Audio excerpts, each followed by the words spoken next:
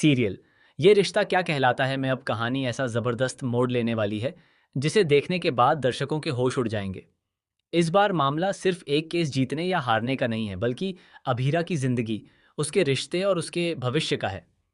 आने वाले एपिसोड में अभीरा की जान पर ऐसा खतरनाक हमला होगा जिसकी किसी ने कल्पना भी नहीं की होगी। धुएं से भरे एक बंद कमरे में उसकी सांसें थमने लगेंगी और कुछ ही पलों में वह बेहोश होकर जमीन पर गिर जाएगी। सबसे बड़ा सवाल यह है कि आखिर कौन है जो लगातार अभीरा को निशाना बना रहा है? कौन चाहता है कि वह मिस्टर मल्होत्रा वाला केस हर हाल में छोड़ दे? और क्या इस हमले के पीछे कोई ऐसा चेहरा है जिस पर अभी तक किसी को शक भी नहीं हुआ? आपको बता दें कि पिछले कुछ दिनों से अभीरा को लगातार धमकियां मिल रही हैं। कभी अनजान नंबर से फोन आता है, कभी कोई रहस्यमयी चिट्ठी उसके सामने आ जाती है, और अब तो सीधे उसकी जान लेने की कोशिश भी होने वाली है। लेकिन इतनी सारी मुश्किलों के बावजूद अभीरा डरने वालों में से नहीं है। उसने साफ शब्दों में कह दिया है कि चाहे कुछ भी हो जाए, वह यह केस नहीं छोड़ेगी। उसकी यही जिद अब उसके दुश्मनों को और ज्यादा बौखला देती है। लेकिन उससे पहले, अगर आपने अभी तक हमारे चैनल को सब्सक्राइब नहीं किया है, तो जल्दी से कर लीजिए, क्योंकि यहाँ आपको टीवी सीरियल्स की हर लेटेस्ट अपडेट सबसे पहले मिलती है। आने वाले एपिसोड में आप देखेंगे कि अभीरा अंदर ही अंदर काफी परेशान है। उसे समझ नहीं आता कि आखिर बार बार उसके साथ ऐसा क्यों हो रहा है। वह सोचती है कि आखिर किसे उसके केस लड़ने से इतनी बड़ी परेशानी है। घर पहुंचने के बाद वह परिवार के सामने अपनी सारी बातें रखती है। परिवार के सभी सदस्य उसका हौसला बढ़ाते हैं और कहते हैं कि सच का साथ देने वाला इंसान कभी हारता नहीं। अरमान भी अभीरा का पूरा साथ देता है और उसे भरोसा दिलाता है कि चाहे कितनी भी मुश्किलें क्यों ना आए, वह हर कदम पर उसके साथ खड़ा रहेगा। इसी बीच फूफासा की कही हुई बात बार बार अभीरा के दिमाग में घूमती रहती है। उन्होंने पहले ही साफ कर दिया था कि अगर अभीरा मिस्टर मल्होत्रा वाला केस जीत जाती है, तभी पोद्दार फर्म की जिम्मेदारी उसे सौंपी जाएगी। अगर वह हार गई, तो यह मौका हमेशा के लिए उसके हाथ से निकल जाएगा। यही वजह है कि अभीरा इस केस को अपनी जिंदगी की सबसे बड़ी परीक्षा मान चुकी है। घर पहुंचने के बाद वह सबको पूरी बात बताती है। तभी अचानक एक रहस्यमयी चिट्ठी आती है। उस चिट्ठी में सिर्फ कुछ शब्द लिखे होते हैं: यह केस छोड़ दो वरना बहुत देर हो जाएगी। ये पढ़ते ही पूरे घर का माहौल बदल जाता है। सभी के चेहरे पर डर साफ दिखाई देने लगता है। लेकिन अभीरा तुरंत कहती है कि यह चिट्ठी फूफासा ने नहीं भेजी हो सकती, क्योंकि उन्होंने तो पहले ही सारे कागज फाड़ दिए थे। फिर आखिर ये सब कौन कर रहा है? यहीं से कहानी और ज्यादा सस्पेंस से भर जाती है। परिवार के हर सदस्य के मन में अलग अलग शक पैदा होने लगता है।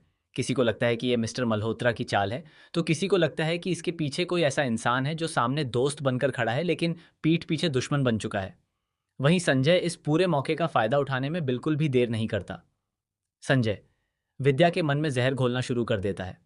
वह कहता है कि अभीरा अपने करियर के पीछे इतनी ज्यादा पागल हो चुकी है कि उसे अब अरमान की भी परवाह नहीं रही। अगर ऐसा ही चलता रहा तो एक दिन वह अरमान को समय पर दवा देना भी भूल जाएगी।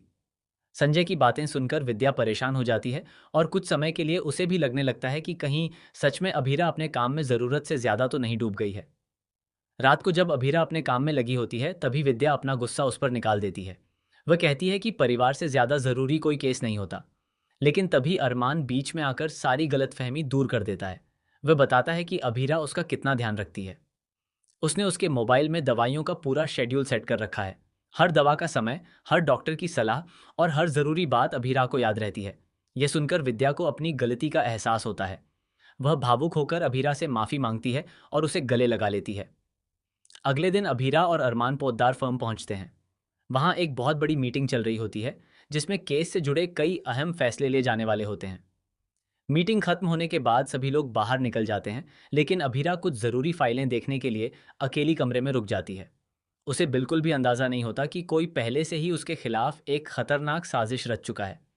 तभी एक नकाबपोश शख्स चुपके से कमरे के बाहर पहुंचता है।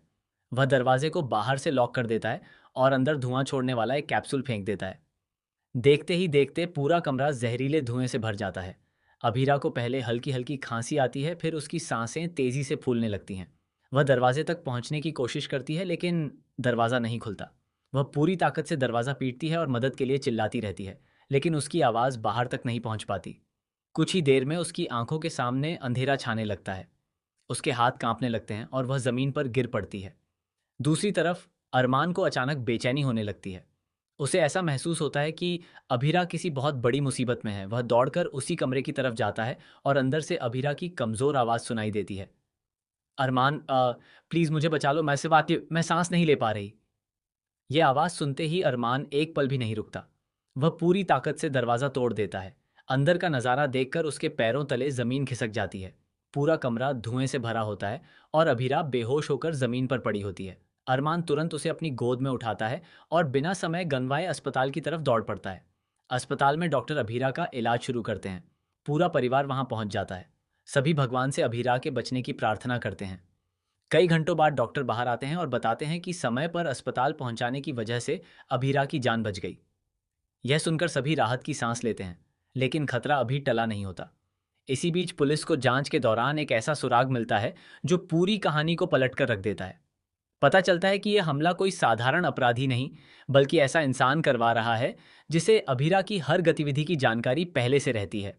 यानी दुश्मन कोई बाहरी नहीं, बल्कि उसके बहुत करीब का व्यक्ति भी हो सकता है। यही खुलासा पूरे परिवार को एक बार फिर से सदमे में डाल देता है। होश में आने के बाद भी अभीरा डरने की बजाय पहले से ज्यादा मजबूत नजर आती है। वह साफ कह देती है कि अगर उसके दुश्मन ये सोच रहे हैं कि वह डरकर पीछे हट जाएगी, तो वे बहुत बड़ी गलती कर रहे हैं। वह कहती है, मैं ये केस भी लड़ूंगी, इसे जीतूंगी भी, और जिसने मेरी जान लेने की कोशिश की है उसका सच भी सबके सामने लाकर रहूंगी। अब कहानी में एक के बाद एक और एक ऐसे खुलासे होने वाले हैं जो रिश्तों की सच्चाई बदल देंगे। क्या मिस्टर मल्होत्रा ही इस पूरी साजिश का मास्टरमाइंड है? क्या संजय सिर्फ विद्या को भड़का रहा है, या फिर वह भी इस खेल का हिस्सा है? क्या पोद्दार फर्म के अंदर ही कोई गद्दार छिपा हुआ है? और सबसे बड़ा सवाल, अभीरा का अगला कदम उसके दुश्मनों पर कितना भारी पड़ने वाला है?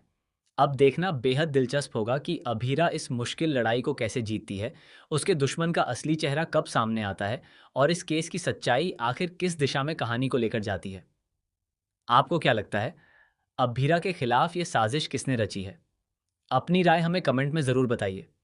और ऐसी ही लेटेस्ट टीवी सीरियल अपडेट्स और धमाकेदार ट्विस्ट सबसे पहले पाने के लिए हमारे चैनल को लाइक, शेयर और सब्सक्राइब करना बिल्कुल भी मत भूलिए।